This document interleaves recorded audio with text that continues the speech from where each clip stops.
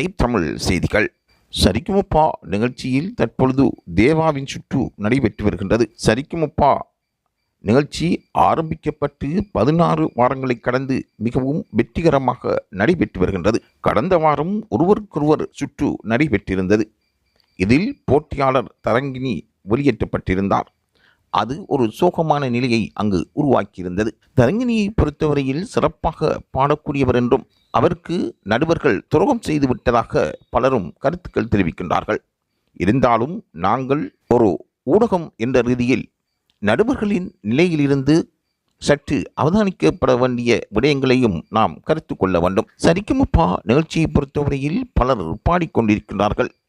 தரங்கினியை பொறுத்தவரையில் அவர் சிறப்பாக பாடியிருந்தாலும் சங்கீத நுணுக்கங்களில் இருக்கின்ற வித்தியாசமான அணுகுமுறையின் காரணமாக அவர் அந்த போட்டியிலிருந்து நீக்கப்பட்டிருந்தார். அவருக்கு பாடுவதற்கு எதிர்காலத்தில் வாய்ப்பு வழங்கப்படும் என்ற உறுதியும் வழங்கப்பட்டிருக்கின்றது.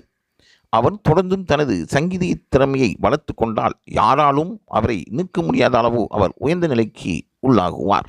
ஆகவே சரிக்குமப்பா நிகழ்ச்சியில் வெற்றி பெறுவதும் அந்த போட்டியிலிருந்து நீக்கப்படுவதும் ஒரு போட்டி என்ற ரீதியில் சகஜமாக நடைபெறும் ஒரு சம்பவமாகும். ஆகவே இதை பல பேரும் விமர்சிப்பதை விட்டு தரங்கினியை உற்சாகப்படுத்தி தொடர்ந்து வருகின்ற நிகழ்வுகளில் அவரை கலந்து கொள்ளச் செய்து ஒரு வெற்றியாளனாக திவினேஷை போன்று அவரும் வாழ்க்கையில் முன்னேற்றம் அடைவதற்கு நாம் ஒரு துணையாக இருப்போம்.